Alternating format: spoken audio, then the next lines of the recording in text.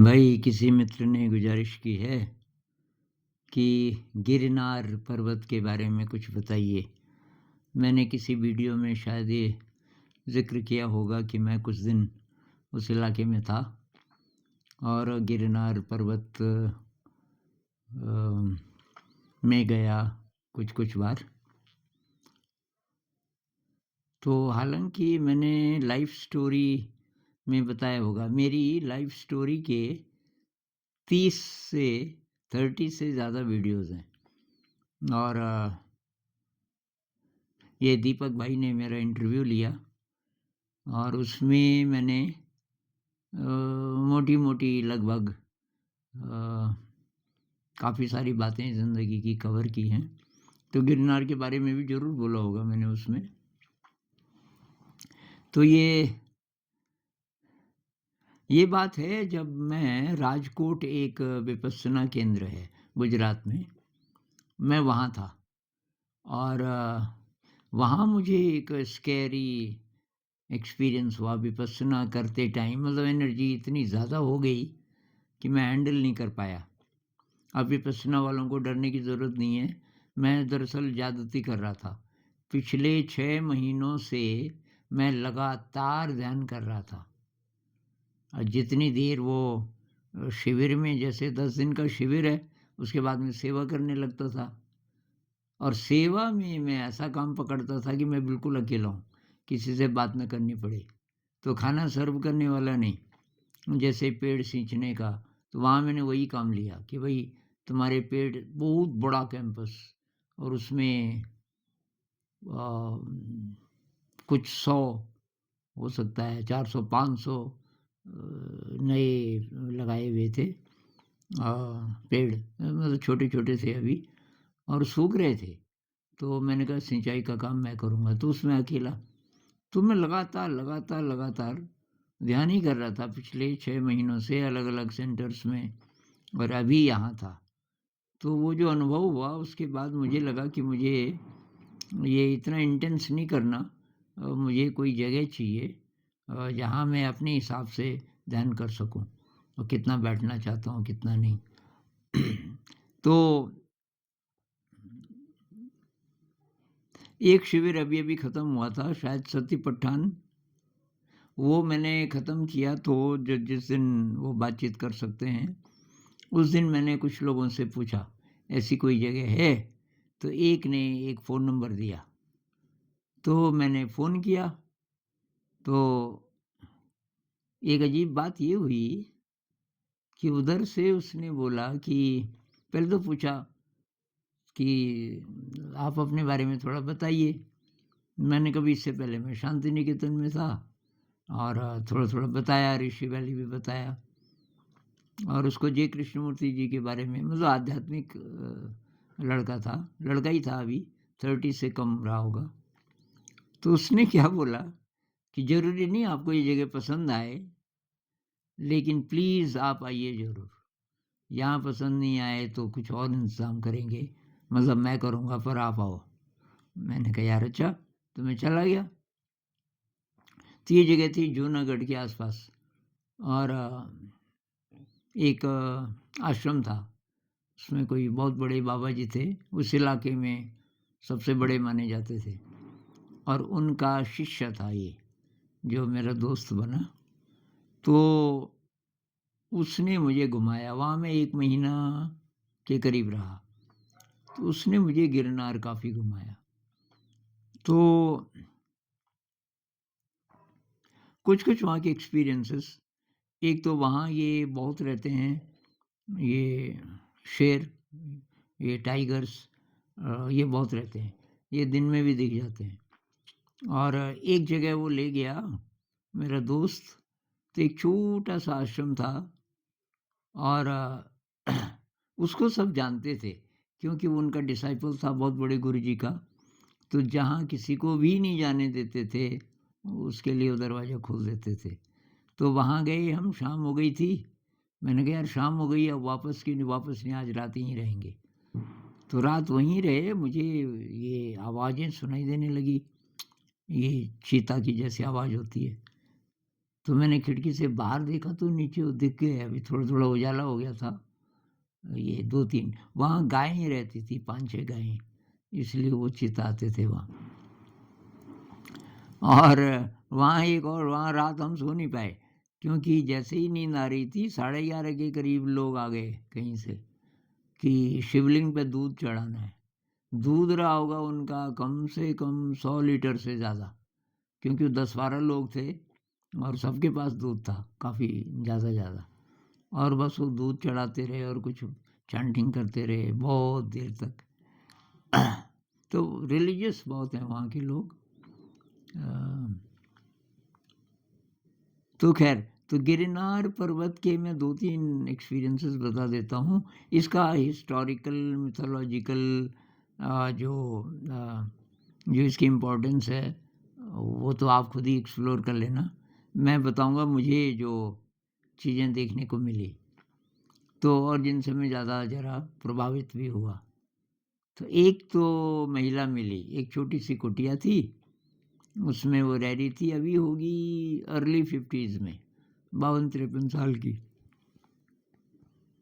कहने लगी मैं 26 साल से इस कुटिया में हूँ, अकेली, 26 साल। जब मैं आई थी मैं जवान थी, क्योंकि अभी वो 50-52 की रही होगी, तो आप लगा लो आप हिसाब, 20s में रही होगी 26 साल पहले। और मेरे गुरुजी थे कोई, जिन्होंने मुझे साधना सिखाई, और उसके बाद गुरुजी की डेथ हो गई, तो तब से मैं अकेली हूँ। और उसके चेहरे पे बहुत शांति, कोई जैसे कोई प्रॉब्लम नहीं है ज़िंदगी में।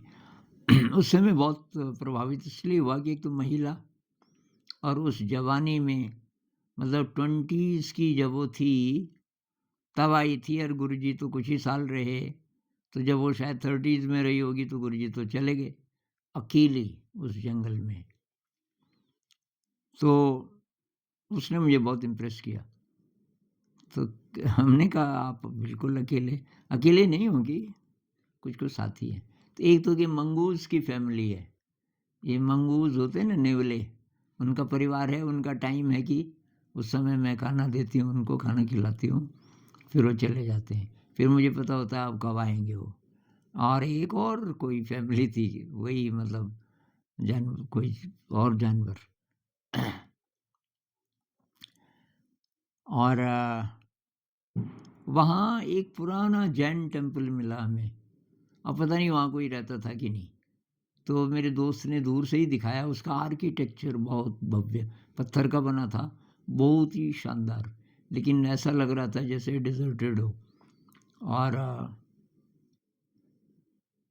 एक गुफा में वो ले गया, उस गुफा में जाने के लिए छेद था, और बस छेद इतना ही बड़ा था कि आप सिर अंदर डालो और आपका शरीर उसमें से गुजर सकता है, बस गोल गोल गोल था। और वो छेद भी बना था बहुत भयंकर, पत्थर, मतलब बहुत बड़े बड़े एक दूसरे पे टिके हुए, और तब बीच में वो जाने का रास्ता। मैंने कहा यहाँ अंदर, यहाँ बाबा जी रहते हैं एक। तो अंदर गए तो वहाँ जहाँ बाबा जी रहते थे, बहुत आलीशान व्यवस्था, शानदार बिस्तर था जमीन पे, वो खूब मोटा। फ़ोन, एसटीडी फ़ोन उस ज़माने में ये तो थे नहीं, हमारे स्मार्टफ़ोन तो थे नहीं। एसटीडी का मतलब है कि आप सीधे फ़ोन कर सकते हो, ये बहुत बड़ी बात थी एसटीडी। उससे पहले एक्सचेंज में फ़ोन करना पड़ता था, तो आपको अगर मान लीजिए कि 400-500 किलोमीटर दूर कोई शहर है, किसी से बात करनी है, तो कभी-कभी 1 घंटा लग जाता था लाइन मिलने में।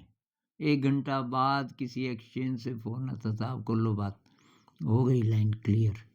एसटीडी का मतलब सीधे आपने नंबर मिलाया और फ़ोन कर सकते हो, ये बहुत एडवांस चीज़ थी उस ज़माने में। बाबा जी के पास वो था, बिजली थी, अंदर ही टॉयलेट था, अंदर ही पानी था, पानी का नल, पता नहीं कहाँ-कहाँ से लाया हुआ। तो मैंने कहा यार यहाँ तो सारी सुविधा है। बाबा जी उस समय नहीं थे, कहीं गए हुए थे, उनका कोई डिसाइपल था, जिन्होंने हमें इजाज़त दी कि अच्छा चले जाओ अंदर। तो वो भी मुझे बहुत विचित्र, बाहर से लग ही नहीं रहा कि यहाँ कोई रह भी सकता है। बहुत दुर्गम और बहुत भयानक जगह।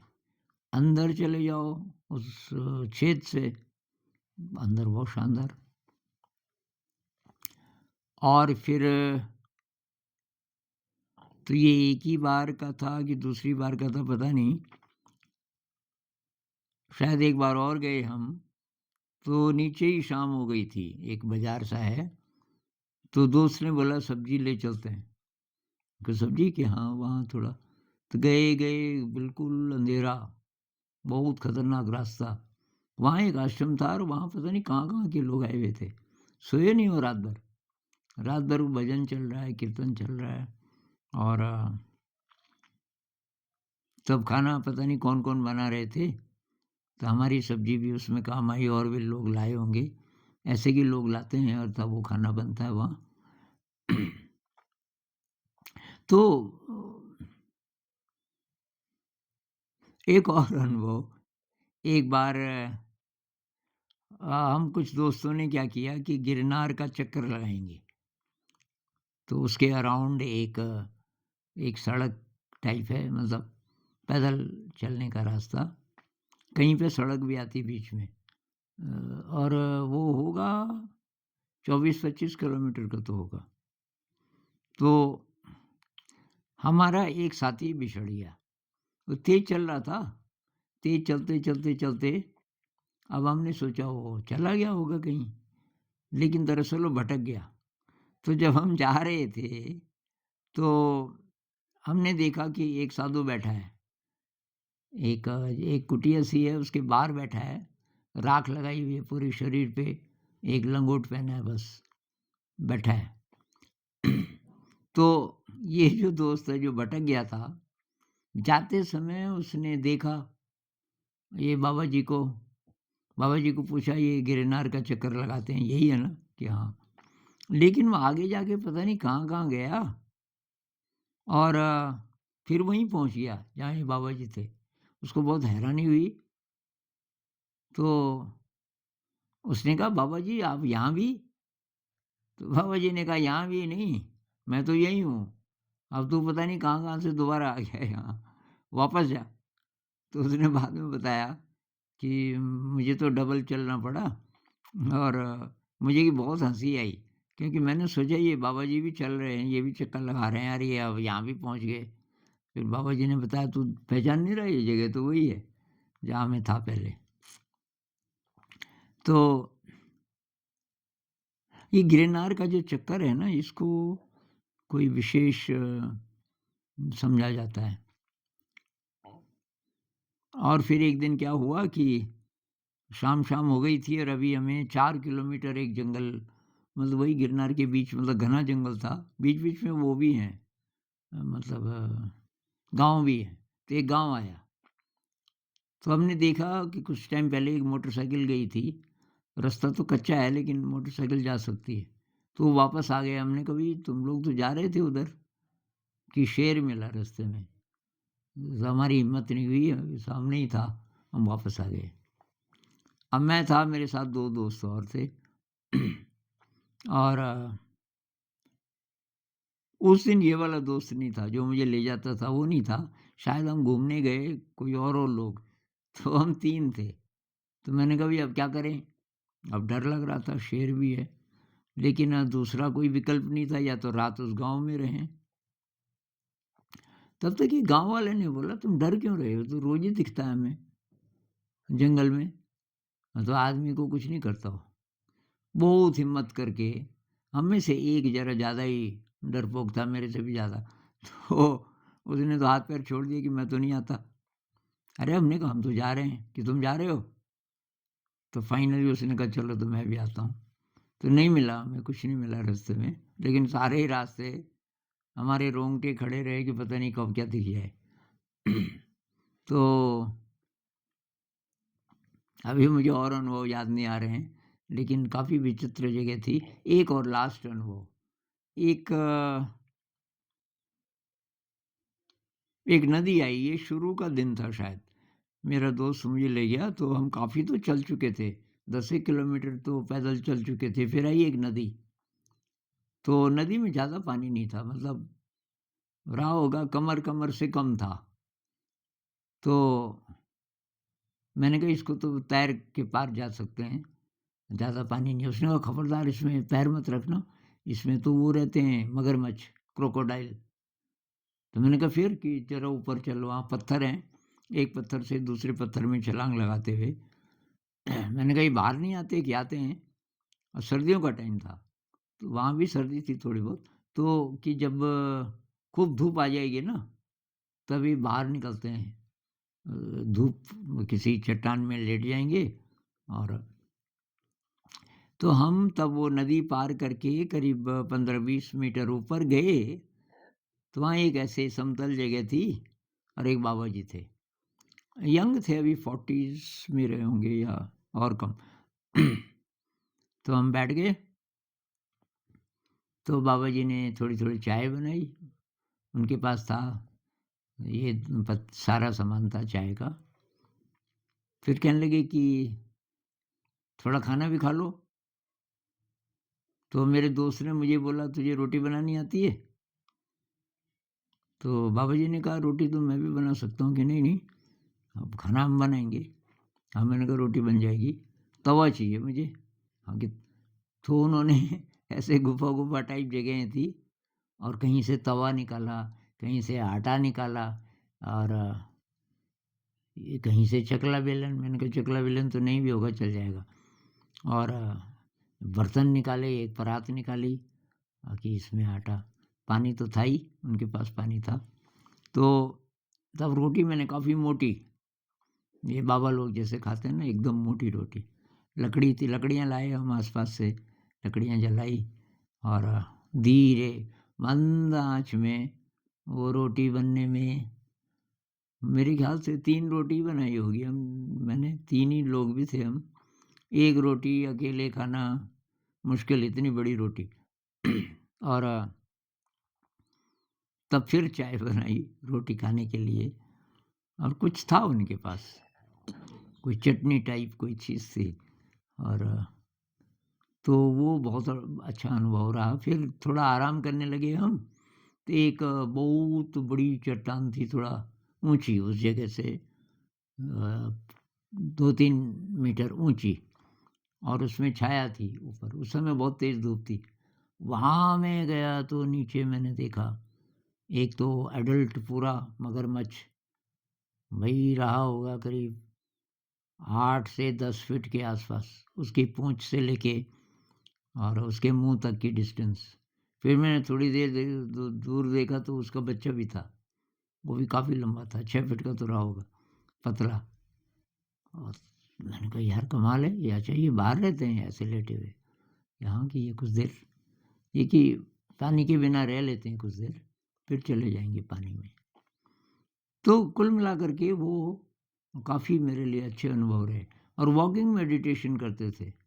मेरा दोस्त है, उसको मैं बोलता था फालतू मत बोलना, वॉकिंग मेडिटेशन। वो भी साधक था, तब बीच-बीच में पूछता था अचानक मुझे, इस समय सोच रहे हो कुछ?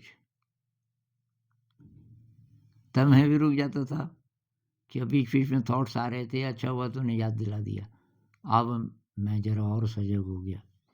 ये चलता रहता था। नमस्कार।